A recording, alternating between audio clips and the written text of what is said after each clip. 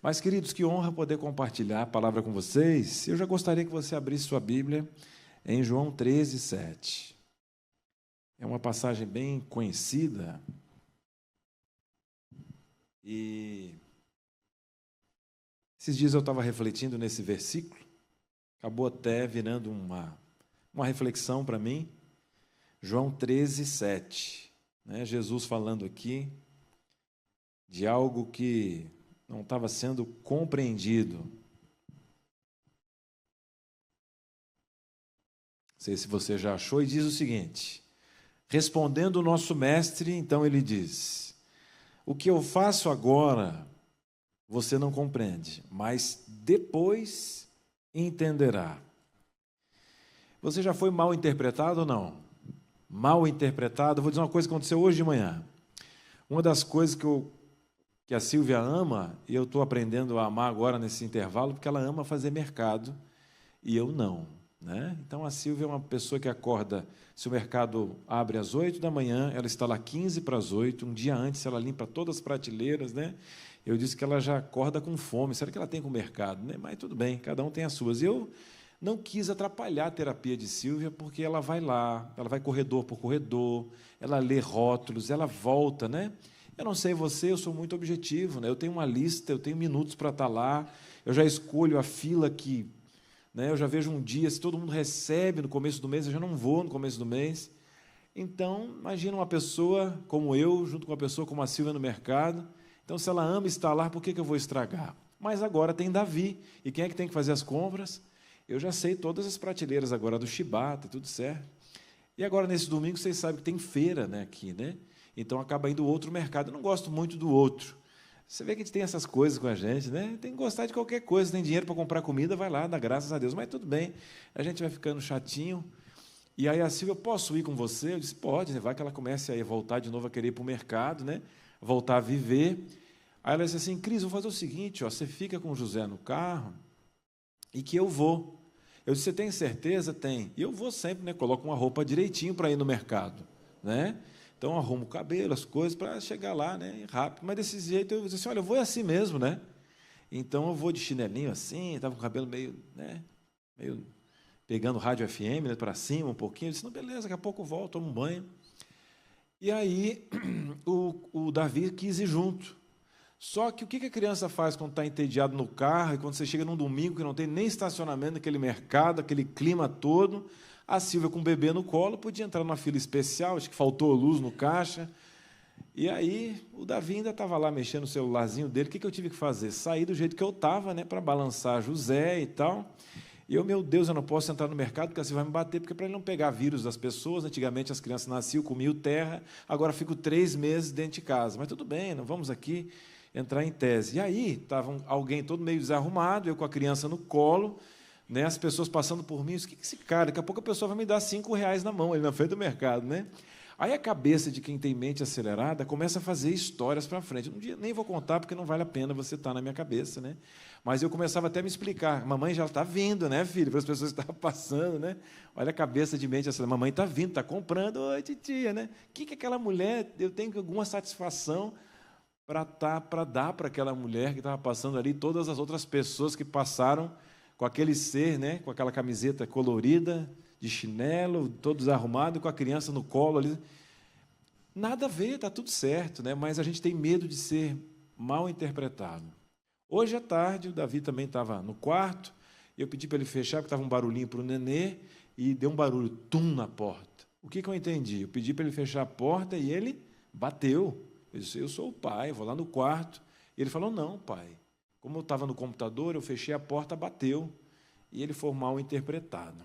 Mas aqui, voltando ao nosso texto, porque a gente tem esse conceito de aceitação, eu já até preguei muito sobre isso, mas o Messias, tinha toda uma expectativa de quem era o Messias, a visão de Messias. Eu, por muitas vezes, quando eu olhava as histórias de Jesus, quando era pequeno, eu disse: como que esse povo não conseguiu reconhecer o Messias? E a gente não consegue mergulhar na cultura daquele conceito.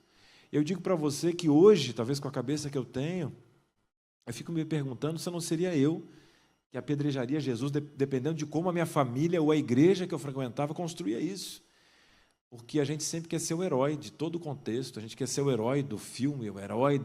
E você já se imaginou, inclusive, não, eu ia ser aquele que ajudava a carregar a cruz. Eu já critiquei Pedro várias vezes por, meu Deus do céu, 3 anos e meio com Jesus, foi avisado daquilo. Como que um homem daquele, colérico sanguíneo, não viu que ele era o problema? E eu fico me perguntando dessas expectativas, né? Isaías 53:3 fala: ele era desprezado, o mais rejeitado entre os homens, homem de dores e que sabe o que é padecer. E como um de quem os homens escondem o rosto, era desprezado dele, não fizeram caso. A sociedade estava buscando um líder político, e aqui é um grande problema, né? Estou falando de partido aqui, né?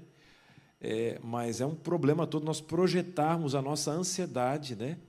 Porque o sonho da minoria é ser maioria, e a gente nunca vai ser. Então a gente pega qualquer coisa na internet que sai, a gente nem vê, acharam uma pedra que fala que a arca é real. Um político levando uma bandeira, está aí, né? Então a gente se agarra, por quê? Porque a gente é pressionado por esse mundo e cria essas expectativas que a gente nunca vai encontrar em nenhum governo específico, seja de esquerda, de direita, né? A gente tem que ser organizado, tem que votar, temos que ser apolitizados, né? Mas as expectativas e frustrações, né, que a gente vai projetando nas pessoas, a gente vai projetando muita coisa. Esses tempos eu estava no encontro de casais e me pediram para pregar sobre ciclos, quebrar ciclos, até já preguei disso no Novo Tempo também, do erro, né, de Jacó, que veio de um lar onde ele tinha uma promessa de Deus, mas ali, dentro da cultura, o irmão tinha uma promessa. O pai gostava mais de um irmão e a mãe de outro. E ali ele foi criado num lar onde você tinha um preferido. E vou dizer mais, ele foi para uma junção de uma família, ele foi casar, foi enganado pelo sogro, e mais uma vez ele teve uma preferência por uma mulher. E depois, com os filhos, ele teve preferência por 2. E depois ele pegou, inclusive, a projeção que ele tinha dentro dele, porque ele foi mais amado pela mãe, mas ele tinha algum hiato pelo pai. Então, todo vazio que você tem e não é curado, toda a cicatriz que você não cura, você joga esse sangue na sua geração. Aquela capa, que na verdade podia ser uma bênção, era uma maldição que Jacó, por não quebrar os seus limites, estava jogando no filho. Só que o filho tinha uma promessa de Deus. E quem quebrou essa questão toda foi Deus na vida de José, porque Jacó, apesar de ser um homem de Deus, para ele poder receber uma bênção em uma família onde ele estava ali tinha questão sexual envolvida, inveja, então ele teve que sair da família para então se curar e receber a promessa toda para poder gerir aquela família de uma forma espiritual. Aí ele começou no poço, você sabe muito bem, ele foi questionado por questões de aparência, e ele foi fiel, foi na prisão, então ele sai da prisão e vai para o reino, e tem 2 filhos, né? Você tem Manassés e Efraim. E etimologicamente falando, um fala, eu me curei do passado e prosperei na terra onde fui ferido. E naquele momento, quando ele vê os irmãos que acham que iam matá-lo, ele que teve que sair de um ciclo, onde o pai não pôde, ele quebrou o ciclo. Então, eu digo sempre, quando você tem uma promessa e você tem que quebrar um ciclo, se os filhos têm uma promessa, né, e a gente não cumprir, ele vai sair de casa e Deus vai usá-lo fora, vai ser na faculdade, vai ser em um casamento, e a gente vai perder a bênção de curar nossas feridas e projetar um novo ciclo. Então, José quebra o ciclo de maldição da família e traz um testemunho para os irmãos de perdão, e todo o processo que ele teve foi testemunho vivo para os irmãos, que até depois que o pai morreu, ainda duvidavam do poder que estava em um homem, mas onde as cicatrizes, né, já estavam curadas. Deus não quer que você tenha amnésia, né? Ele quer que você olhe para o passado e você possa ver a mão de Deus em cada ferida. E isso é santidade, isso é santificação. E é forte, né? Então eles estavam esperando um trono e veio cruz. Isso é muito importante, porque tem gente que se apaixona pelo cargo, pelo trono, né? E aí você vê, inclusive, Davi e Saul, né? Quando você vê ali alguém apaixonado pelo trono, quando Saul arranca tudo de mim, mas não me arranca o trono. Você vê Davi, arranca tudo de mim, mas não me arranca da tua presença.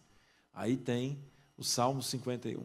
Cria em mim, ó Deus, né? Uma mente, um coração.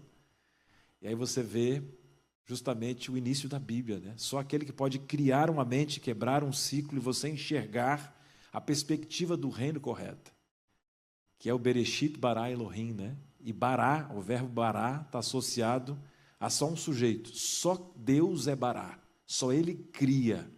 Então, para você poder enxergar o reino de Deus na sua mente, onde nós vamos receber a marca da besta ou do Evangelho, aqui nós seremos perseguidos por guardarmos os mandamentos de Deus, que tem o caráter de Deus. É aqui que o Evangelho ele é racional, é aqui que você entende o Evangelho, você não é dominado pelos seus prazeres, você abre guerra contra o corpo, e aqui que você vai receber o caráter de Deus, né? Só Ele pode criar, só Ele pode barar, só Ele pode Salmo 51 na sua mente, para que você possa enxergar, inclusive, a perspectiva correta desse Messias. E é muito importante. E quando a gente fala de Messias, vem do hebraico Meshia, né, que fala ungido, e quando você pega o próprio grego, é Christos, daí vem Jesus Cristo. E quando a gente pega Meshia, né, que você pega do hebraico, né, a palavra ali, você vê que ungido, toda pessoa que biblicamente era ungida, ela tinha uma missão a ser feita, ela tinha um propósito a ser feito. Você lembra ali de como Davi foi separado. Você, quando vê o Salmo 53, quando vê o Salmo 23, você vê inclusive um pedido do salmista, para que ele seja ungido, para que o óleo, o Espírito de Deus possa estar lá. E eu vou dizer uma coisa, quando a gente lê Romanos 12, 2, que a gente não se molde esse mundo, para que a gente possa, ser mudado pelo Espírito, para que a gente possa ver quão boa e agradável e perfeita é a vontade de Deus, só o Espírito pode fazer isso em você. Porque nós, na condição humana, é muito difícil que isso aconteça. Agora, para enxergar esse Messias hoje, em Babilônia, em uma terra morna, só o Espírito. Então, eu até acredito que, se nós estávamos parafraseando sobre isso, a nossa igreja vive um momento muito bom financeiro mundialmente, em estrutura financeiramente, porque é um povo organizado assim como o povo de Israel é organizado. Mas eu acho que talvez nós tenhamos que viver uma crise grande para nós aprendermos a nossa identidade. Porque a gente vive hoje num conforto muito grande, né? E eu acho que o mundo se prepara para algo muito em breve, para que em questões ideológicas nós vivamos tempos difíceis e necessários nesse deserto, que tem que nos apertar, porque a gente tem que ir para casa, mas que a gente possa encontrar, então, essa questão toda. Ungido, né, alguém que era separado. Um outro ponto aqui, desentendimento é parte do processo. Eu leio com vocês João 12, 16, que fala o seguinte: seus discípulos, aqueles que estavam mais perto dele, a princípio, João 12, 16, a princípio não entenderam essas coisas, mas quando Jesus foi glorificado, então se lembraram de que essas coisas estavam escritas a respeito dele e o que isso lhe fizeram. Meus queridos, os discípulos viram milagres, mas não compreenderam a missão.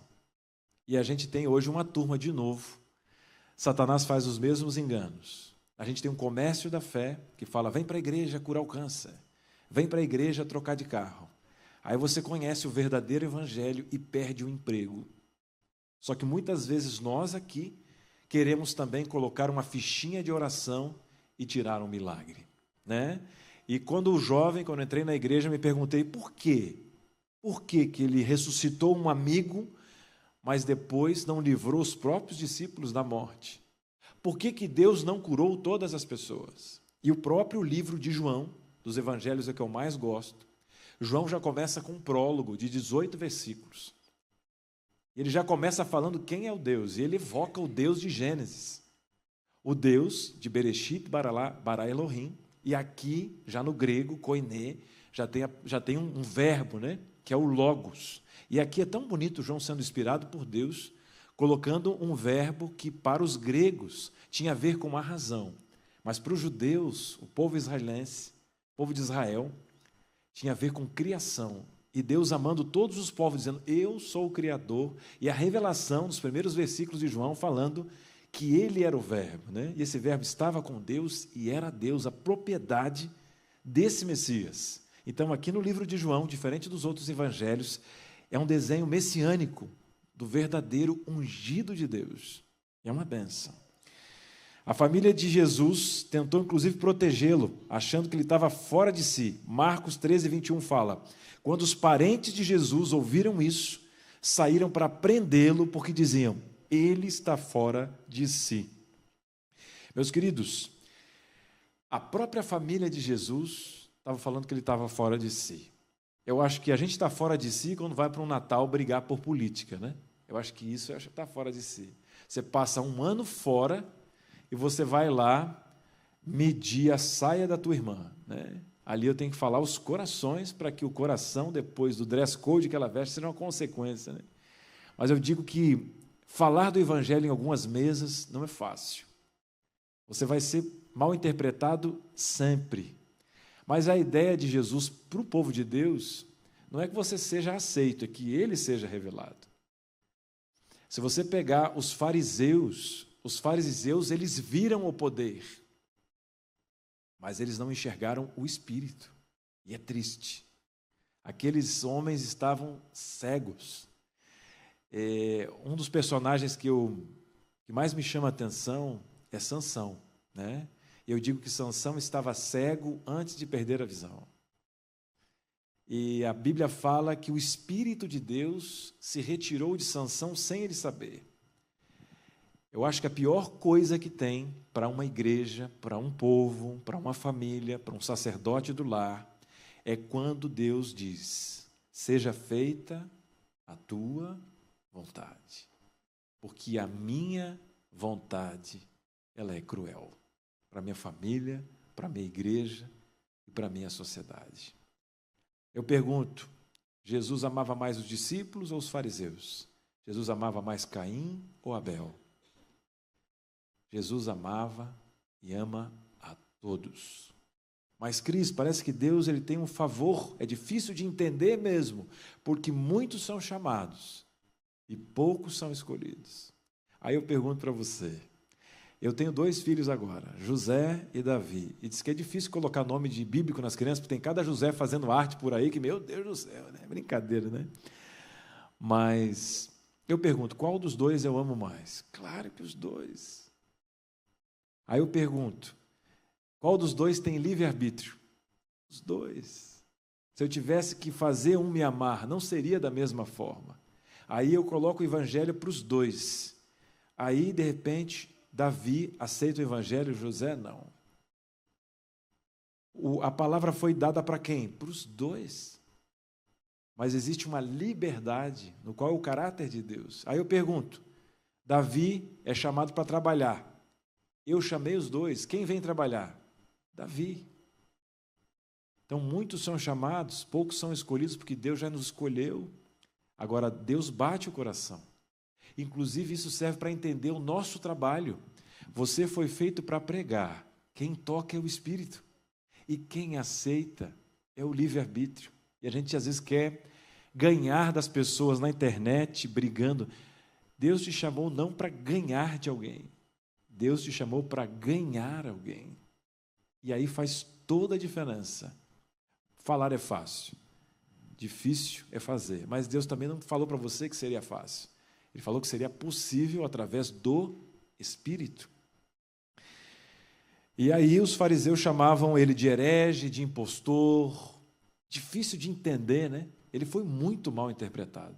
Que loucura! Discípulos, o olhar de Cristo. E Ellen White fala que ele tinha, fisicamente, se perdia na multidão, não tinha um rosto destacado, mas o olhar de Jesus era fantástico. Eu já preguei sobre o olhar de Jesus aqui numa semana com os jovens, né? E analisando ainda o texto de João 13, 7, que eu trago para vocês, João 13, 7 ainda, no Evangelho de João.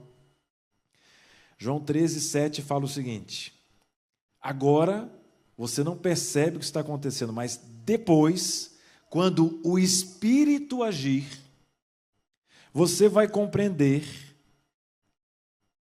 A compreensão espiritual é progressiva, ele não é imediata. E eu digo para você que Deus, até com o povo em sua nação, o povo foi aprendendo aos poucos a civilidade.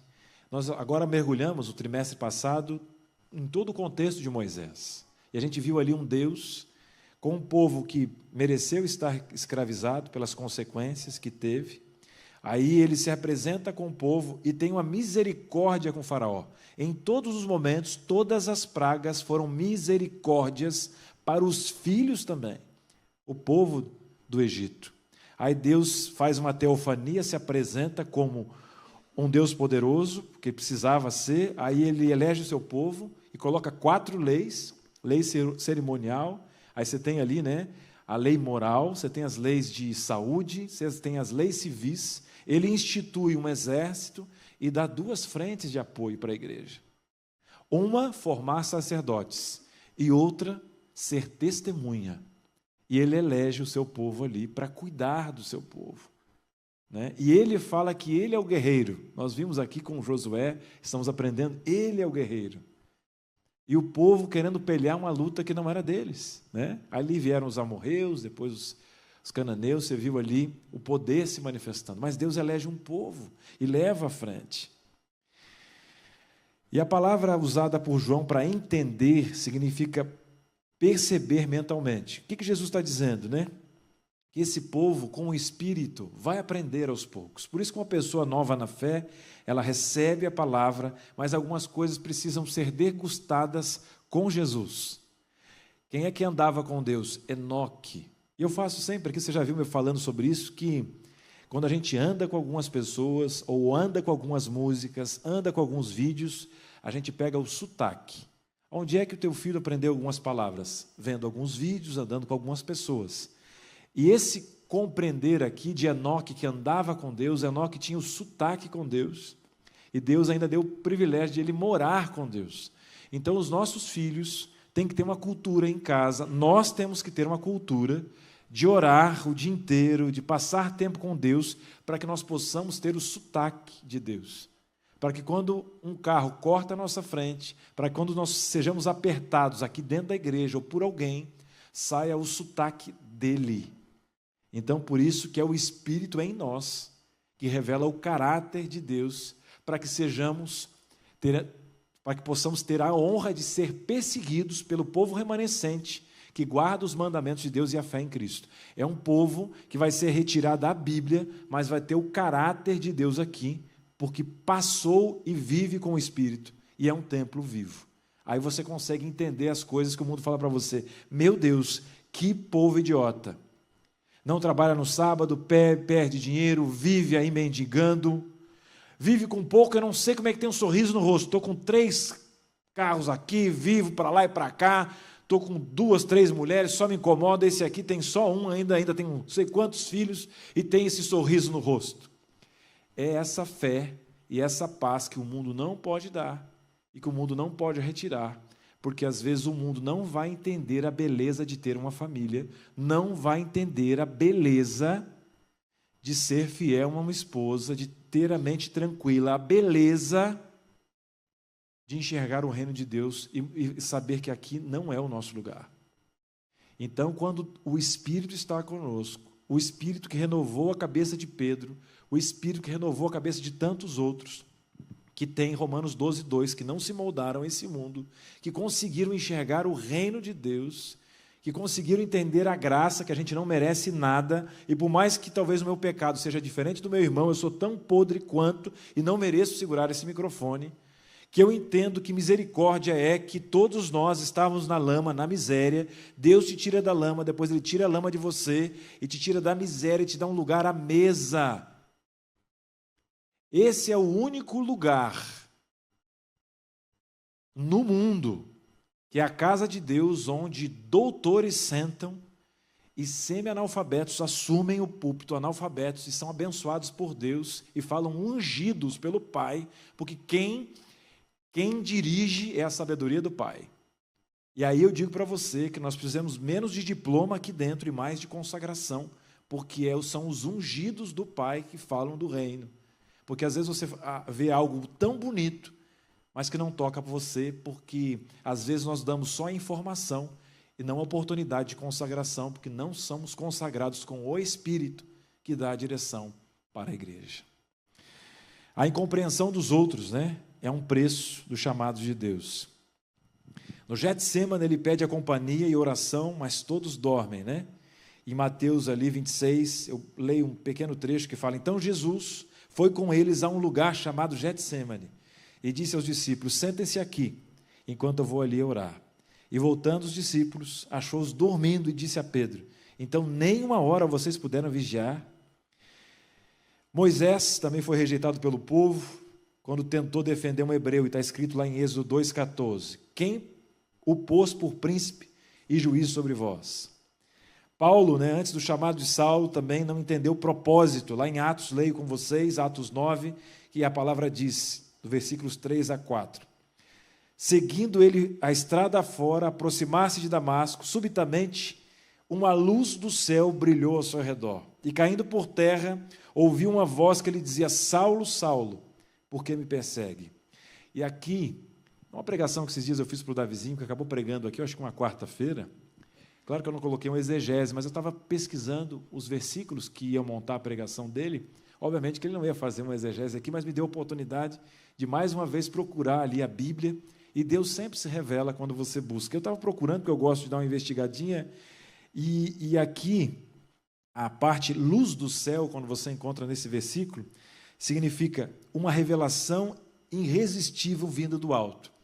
E aí esses dias eu estava pensando, como que pode ser uma visão irresistível vindo do alto, e Paulo fica cego, né? Então ele viu algo fantástico e depois ele não pôde ver mais nada.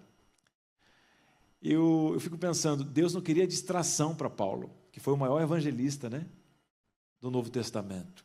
Então assim, Paulo, você vai me enxergar o que você pode, porque eu sou fogo consumidor, e depois você vai refletir nessa escuridão. Você vê tanta coisa, você é um doutor, só que você tem os mesmos atributos que Judas tinha.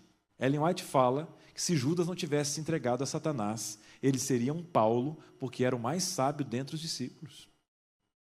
Só que não deixou o Espírito abrir a sua mente, e ele preferiu ter um cargo do que dormir no peito de Jesus, como João, que era o discípulo amado. Ele era amado porque ele estava com o amor, que era a figura de Jesus. Jesus é a versão visível do nosso Deus invisível. Que amor é esse, né? Que amor é esse? Jesus, meu querido, ele não buscou fama nem aplausos, né? Ele buscou ser fiel. E eu gosto muito de Filipenses 2, 7 a 8, que fala: mas esvaziou-se de si mesmo, assumindo a forma de servo. É difícil ver um líder que você estava esperando com espada. Eu sou amassado por geração em geração. Eu, desde ali da estátua de Nabucodonosor, por exemplo, de todos os reinos profetizados, de Babilônia, os medo-persas, os gregos, os romanos, enfim, a gente é massacrado. E aqui você vê, gente, é tanta coisa que a gente é massacrado no carnaval, na televisão, a gente é considerado idiota, o pessoal fala dos dinossauros como a gente fosse um povo débil. E aí, como que você vai criar um filho numa sociedade que coloca você como escória, assim como Jesus se apresentou? Agora ele se esvazia, assumindo a forma de servo, tornando-se semelhante aos homens, e reconhecido em figura humana, humilhou-se a si mesmo, tornando-se obediente até a morte de cruz. E aqui a palavra grega, né, para esvaziar-se, fala despojar-se voluntariamente de direitos. Ele larga tudo, porque é difícil entender, toda a glória dele, e ele deixa resplandecer somente a graça. Ele faz a mesma coisa com Paulo. Olha, eu tenho tanta coisa que vocês não conseguem ver, porque se eu se manifestar com toda a minha glória, vocês são mortos. Eu vou deixar vocês verem parte da minha graça do que pode ser revelado. E aqui eu digo para você, que a gente não troque o céu, porque Ellen White fala que quando essa mente nossa, que é quebrantada, que não consegue às vezes lembrar do calendário onde você deixou a chave, e a gente fala que Deus não é bom muitas vezes, a gente não consegue ver o reino de Deus, mas quando nós somos transformados, todo o nosso córtex pré-frontal, nosso cérebro tiver totalidade, a glória do Senhor for revelada, no milênio, toda a história for revelada, ela fala que quando Jesus nos der as nossas coroas, nós vamos jogar aos seus pés, porque nós não vamos merecer mesmo. E como que um povo tão maldito como um povo pecador vai ser revestido de uma glória, ainda manifestar o livre-arbítrio e nunca mais querer pecar, porque nós teremos a possibilidade de pecar, porque o livre-arbítrio não depende de pecado, ele sempre existiu. Só que o decorrer da história, a nossa mente aberta vai poder ver com boa, agradável e perfeita. E o que Deus está te dizendo hoje para Romanos 12:2? Se você, na tua finitude hoje, dobrar os joelhos e for um sacerdote como Israel, guardar as minhas leis e ser testemunha viva, você vai ver um pedaço do céu, do que é revelado, e você vai ver quão boa, agradável e perfeita é a vontade de Deus. Você vai num acampamento, como eu fui, e ver uma mãe entre os jovens, com um filho que não estava ali, o carro capotou, as mães dando glória, porque os filhos estavam vivos e o dela não. Que Deus é esse que mata um filho e deixa outros 3 viverem? Uma mulher vai lá dizendo, glórias a Deus. Essa mulher não estava sofrendo, ela não se questionou, ela não faz parte do livro dos Salmos. Arranque a minha vida, será que ela não falou, Senhor, deixa ele viver, porque ele é novo, ele tem 16 anos. É o espírito de uma mulher que eu não perguntei a escolaridade dela. Uma mulher que eu fui para pregar, mas fui impactado por um testemunho de uma sacerdote, uma sacerdotisa do lar.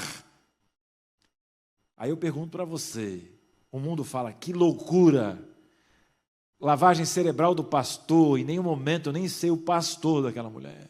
Se era pastor, se era departamental, se não sei o que ela foi. Eu conheço o Deus que ela serve. Eu não lembro o sobrenome da família dela, se tinha posse, tinha 2 carros ou não. Eu sei que nela eu vi Romanos 12:2. Ela vendo a perfeição de Deus na impureza deste mundo. E ela não estava nem aí por ser mal interpretada. Porque o perfume que ela exalava entre as lágrimas e a dor era um testemunho que aquele acampamento, se parasse, não precisaria de pregação nenhuma.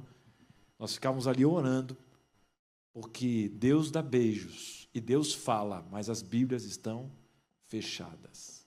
A gente quer show pirotécnico, mas milagre é no mundo que nós estamos.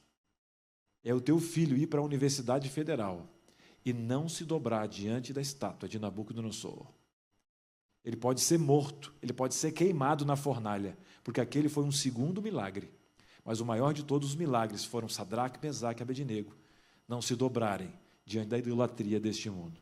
Aí você vai ver quão boa, agradável e perfeita é a vontade de Deus. E o seu filho não vai ter problema em ser mal interpretado, porque ele vai ser uma testemunha viva em qualquer lugar que ele for. Queridos, a minoria que entende o reino para a gente poder fechar. Eu estava fazendo uns cálculos, né, porque mente acelerada faz cálculos.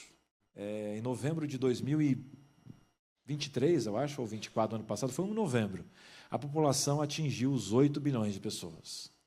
E a gente sempre faz um cálculo, né? A gente está numa empresa de comunicação, e eu estava fazendo um cálculo. 8 bilhões de pessoas, quantos cristãos no mundo? Em torno de 2,4 milhões. Aí a gente pode fazer densidade, aqueles cálculos que você tem, né, de quem conhece mesmo. Evangélicos, cerca de 650 milhões. Adventistas do sétimo dia, em torno de 22 milhões de pessoas. Aí eu pergunto, ou seja, 0,27 da humanidade entende e vive a questão adventista. Só que Deus tem ovelhas em outros apriscos, né? Quando você vai pregar numa tribo indígena, você fala, fomos levar o evangelho. Você tem que talvez às vezes bater na boca, porque na verdade Deus já habitava entre aquela tribo e entre outras coisas, porque nós somos tão finitos para entender o trabalho de Deus, né? Tem pessoas que têm metade da verdade, mas vivem mais do que aquela que conhece toda, até porque Satanás conhece toda a verdade e não a vive, a usa para distorcê-la. Mas eu digo para você, Jesus já havia antecipado, Mateus 7, 13 e 14. A gente vê um mundo inteiro, a gente vê tanta coisa acontecendo, esse mundo em pedaços, tragédia agora no Paraná, Rio Grande do Sul, a gente vê guerra, e vê não sei o quê, e vê gente distorcendo a palavra, porque agora tem 8 reis, que é o Papa, é o chip que vão colocar na tua cabeça, na tua língua, né? E parece que, meu Deus, parece que o povo não aprende a ler a Bíblia, meu Deus, o que vai acontecer? E aí, Mateus 7, 13 e 14 fala: entrem pela porta estreita, porque a larga é porta espaçosa e caminho que conduz à perdição. E são muitos os que entram por ela. Estreita é a porta, e apertado o caminho que conduz para a vida. E são poucos os que acertam com ela. Meus queridos, nem todo mundo vai entender o sábado agora, nem todo mundo vai entender a reforma de saúde, tampouco o santuário, tampouco... E eu digo, se hoje a igreja, talvez eu seja mal interpretado aqui, mas não tirem um texto fora de um contexto para viver um pretexto. Mas se hoje a igreja, vamos supor, vamos parar de evangelizar um ano e focar-se só em casa, já pensou o que essa igreja não ia se levantar? Aí você fala, vamos parar Novo Tempo? Não. A gente vai continuar Novo Tempo, mas eu digo assim, olha, a gente tem tanta coisa para fazer em casa, às vezes, que a gente quer levar algo que a gente não vive. Aí que Ellen White fala, gente, o povo remanescente recebeu todas as profecias, todas se cumpriram. Aí veio uma profetisa, uma mulher simples, deu o livro para mentalidade, mente, caráter, personalidade, educação dos filhos, ali tem toda a questão da reforma de saúde, todas as questões dos discípulos, os livros sobre Jesus que ela fez, aí tem fim dos tempos, tem... Olha, eu quero saber a história da redenção, o livro, o grande conflito, todos os contextos desenrolares. O que falta para a gente? Ela fala, vai voltar na minha geração. E não voltou. Sabe por quê? Eu acredito que nós estamos como judeus, muitas vezes, aliciando um Deus que não é o caráter dele. Eu digo que nós precisamos mergulhar no caráter de Deus, porque Jesus veio para salvar, plano redentor, e mostrar o verdadeiro caráter de Deus. E como é que se mostra o caráter de Deus? Uma mente renovada, não com um pé fora e um pé dentro. Como eu falei aqui com os jovens, desbravadora, cristã, sagitariana, né? A descrição do Instagram, e é quase isso que acontece, essa questão dúbia. E a psicologia revela que um dos maiores impulsos do ser humano é ser aceito. Eu digo para você, querido, que inclusive a pirâmide de Abraham Maslow, depois das necessidades básicas, vem a de pertencimento. O teu filho, a gente, depois de água, comida, é pertencimento. É por isso que, às vezes, uma criança que perde o pai na infância, ou teve um problema familiar, é um bolor que a gente fala para depois da infância, adolescência e para a visão adulta, porque esses amores são vitais. E o ser humano não viveu para ser uma ilha, mas eu digo para você que Deus, ele é suficiente em vários momentos, para tudo. Então eu digo para você que você tem a suficiência para toda e qualquer situação. E mesmo em minoria a gente vai ter que se comportar assim, sendo sal, levando o evangelho, não sendo alienado, mas sendo consagrado. A gente tem que parar com essa questão toda de tem que ser, vai pensar que vai ser mal interpretado. Eu acho que muitas vezes nos falta posição, falta a gente se posicionar, né? Em casa é assim, eu falo para a Silvia, nós não temos que bater demais ou ver, né? Não, mas tem um posicionamento, né? Coisa simples. Vamos colocar uma analogia em casa. Você acha que filho só levanta a mão em casa para uma mãe, para um pai que não sabe se posicionar. E pai não precisa bater para isso. O olhar de um pai que é consagrado em casa, filho nunca levanta a mão. Levanta a voz. Para pai que sabe ser pai, teu filho, homem ou mulher, nunca vai levantar a voz para tua mulher, né? Porque aí você sabe o que é um homem de Deus dentro de casa. Isso é só sobre lar. Evangelho também, queridos.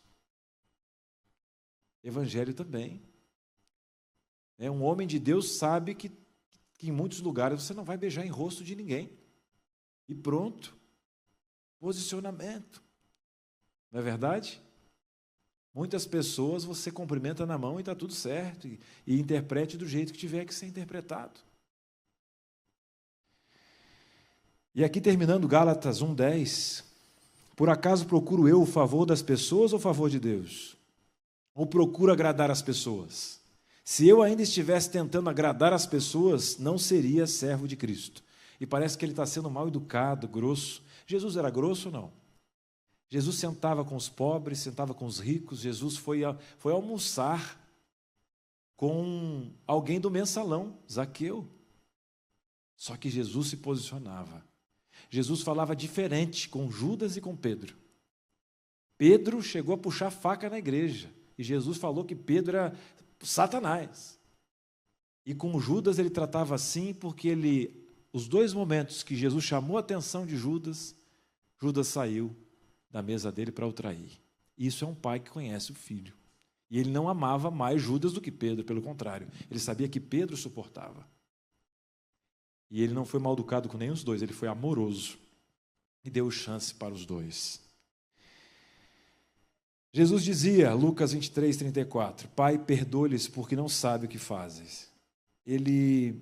O verdadeiro propósito não cria inimigos, meu querido, ele cria intercessores. Quem entende o amor de Cristo, ora até por quem o persegue. Paulo não carregava raiva, escreveu os maiores versículos em buracos. Quando alguém te julga, quando alguém não te compreende, o que Deus está fazendo na tua vida, ore por essa pessoa. É o primeiro fruto de quem tem o Espírito. Porque sem oração, você vai sentir raiva, você vai sentir vontade de vingança, e você vai querer um Messias vingativo, e não vai encontrar. Concluindo, Jesus disse em João 13:17, o que eu faço agora, você não compreende, mas depois entenderá. A gente tem que entender que várias pessoas estão em processo diferente que o seu no plano de santificação. E muitas pessoas, às vezes, te perdoaram, sabendo que você estava num processo de santificação inferior, que você estava numa caminhada e tinha que aprender, tiveram paciência com você. E eu já vivi isso. Já fui, talvez em algum momento, orgulhoso, e uma pessoa teve tanta paciência comigo, que só depois, com o Espírito, eu fui ver o quanto idiota eu estava sendo. Porque aquela pessoa, com o Espírito, mesmo com razão, não colocou o dedo no meu rosto, e pregou muito mais, com humildade, porque estava cheia do Espírito. E aqui vai a compreensão de estar em Jesus. E há coisas que vão ser entendidas depois da dor. Tem pessoas que você está lidando que vão entender só depois do deserto, só depois da cruz. Mateus 5,16, assim brilhe também a luz de vocês diante dos outros, para que vejam as boas obras que vocês fazem e glorifiquem ao Pai de vocês, que está no céu. E eu leio, para terminar, Educação, página 57. Ellen White fala, os homens e mulheres de propósito são raros, mas são os que Deus usa para transformar o mundo. Deus não te chamou para ser entendido, Ele te chamou para cumprir um propósito. E quando o propósito é de Deus, o Espírito vai te dar caráter, momento e tempo correto. Às vezes você vai falar coisas sem entender, e quem entende o momento é o próprio Cristo. Em alguns momentos, você vai sentar numa parada de ônibus, vai estar comendo um sagu na casa da sua mãe, e uma prima sua vai pedir ajuda, você vai orar no pátio, vai falar coisas que você também nem saiba que ela está vivendo. Meses depois ela vai falar, eu precisava ouvir aquilo, porque eu estava para tirar a minha vida. Talvez você mesmo não entenda, mas ser um canal de bênçãos de Deus, eu digo sempre que é deixar Deus passar por dentro de você como água limpa, e a gente como um cano sujo. Toda vez que essa palavra sai através de você em alguém, leva um pouco da sujeira que tem dentro de você. E essa é a santificação que Deus quer para o seu povo. E esse é o desejo de um pecador que cada vez que reconhece e anda para perto de Deus, vê o quanto que ainda tem para melhorar. Mas que bênção, porque Deus fala que Ele vai ser lâmpada para os nossos pés e luz para o nosso, que essa seja a luz da igreja, da nossa família e da nossa sociedade. Não seremos maioria, mas teremos o soberano. Amém? Queria convidar você para se colocar de pé, para nós orarmos e irmos para as nossas casas. Querido Pai, obrigado, Senhor, por estarmos aqui eu, finito como sou, não sei o que cada um passou essa semana, comecinho de semana, ou a semana anterior, o sábado. Eu não sei quais planos. Eu só sei que eu orei para o Senhor. Só sei que essa palavra era necessária para mim, Senhor. Obrigado pelo presente de entender o teu propósito, de entender a incompreensão que o Senhor passou, de, pelo menos numa fagulha, numa migalha, poder receber, Senhor, uma perspectiva do que é o teu reino, do que temos pela frente. Mas, Senhor, que esse mundo não tenha força diante da nossa casa, que a televisão, o celular ou a cultura não tenha força no nosso lar, porque o teu Espírito vai pairar entre nossas crianças, nossos cultos, nossas escolhas, e que o nosso livre-arbítrio, Senhor, seja colocado diante do teu trono, que hoje encontramos um advogado, um juiz, um cordeiro, que nós possamos todos os dias falar que diante da nossa vontade, o nosso livre-arbítrio escolhe a tua onisciência, e que a tua perspectiva de reino escolha seja em todo o contexto, como o teu Filho Jesus nos ensinou, na oração do Pai Nosso, que seja feita a tua vontade. E que nessa caminhada, Senhor, de ser ungido e ser separado, nós possamos fazer todas as reformas possíveis para que nós possamos não pecar, Senhor, contra o teu Espírito. E que toda reforma que seja dolorosa, que doa, que o olho que nos faz pecar seja arrancado. Mas, Pai, que percamos a visão física, mas jamais a visão do reino. Que a cada andar nós possamos ver aqui hoje, como vimos, a beleza de uma mãe, que trouxe uma filha para cantar, mas uma igreja que talvez não viu noites em claro, talvez dificuldade para dormir quando a barriga estava grande, um papai, o choro, quantas vezes não quis estudar a Bíblia, quantas vezes, mamãe, estou cansada, mas a paciência. Depois vira uma letra sendo cantada para uma filha que não decorou do nada, mas que veio aqui adorar ao Senhor, que na mente dela está sendo plantada a cultura do reino, e que assim seja, Senhor. Que vejamos o povo de Deus, as crianças aqui, sendo revestidas não só por um pedaço de papel que hoje eu seguro aqui, mas Bíblias estampadas em corações da igreja. Que o futuro da igreja seja revestido por testemunhos de grisalhos e pessoas que passaram por aqui na luta da santificação. Entregamos a semana que está aí surgindo, todos os nossos sonhos, nossos pedidos. Perdoe nossas falhas. Obrigado por tudo, no sagrado nome de Cristo Jesus. Amém, Senhor. Amém.